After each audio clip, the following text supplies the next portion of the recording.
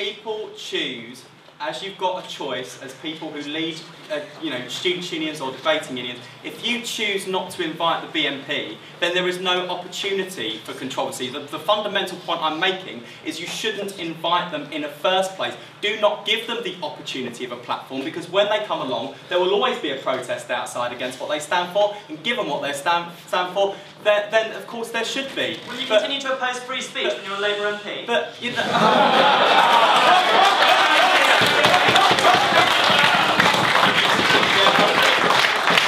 I'll just wrap up by saying I'm so used to that one now after all these years, and given some of my predecessors. But again, I'll just finish on the most important point, I think, which is the central question I posed earlier: what is the most effective way of tackling the BNP threat as it exists? Is it really inviting them to places like this, knowing what the controversy and the debate and the argument and the publicity will be? Or is it... It's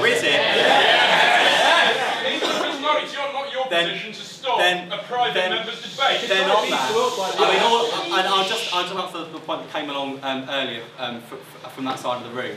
If you really think that if you'd invited them to the Durham Union and NUS had said nothing, and Unite Against Fascism hadn't clocked it nationally, if you really think that there would have been no oxygen of publicity, no publicity photos on their website, nothing in the press when the BNP pump out their press releases, then I think that is a naive position. Of course they would use an opportunity like this, because when you look who gets to speak in places like this, and particularly the Oxford and Cambridge unions as well, whereas I started off this earlier to the kings and queens, presidents and prime ministers, those are the sorts of people that get to speak on prestigious platforms like this. And the fundamental point is, if you don't give them a platform, they don't get the oxygen of publicity, and that is fundamentally why I think that no platform is a tool, not the most effective or the most important, but a tool in an arsenal that we have to effectively tackle the BNP and the threat they pose. And the question all of us need to ask is, given where they are now, how can we effectively tackle this fascist threat, which is real, which is evident, which is growing, and all of us have a responsibility to deal with. Right.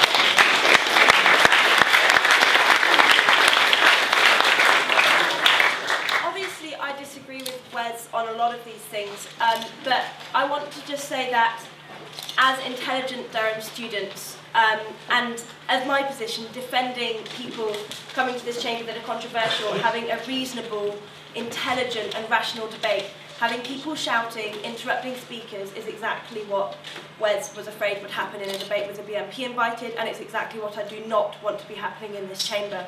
And I think that it's rude when people have come all the way to Durham to interrupt them, and it doesn't promote sort of any of the good things that we're discussing today. I also have a couple of plugs. There is a social tonight, to which you can buy tickets. Also tomorrow, cheers outside. Tomorrow we're going to be debating NUS affiliation in the chamber at 4:30. It's also primarily sort of first of all an option for anybody who has questions on the sort of decisions to do with cancelling the debate, to ask me as many questions as you like. There won't be a time limit on that.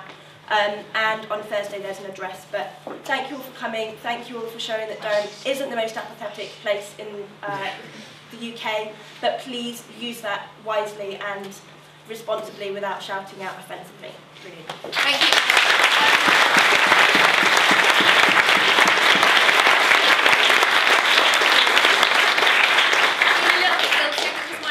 Too low for everyone else because it's perfect for me.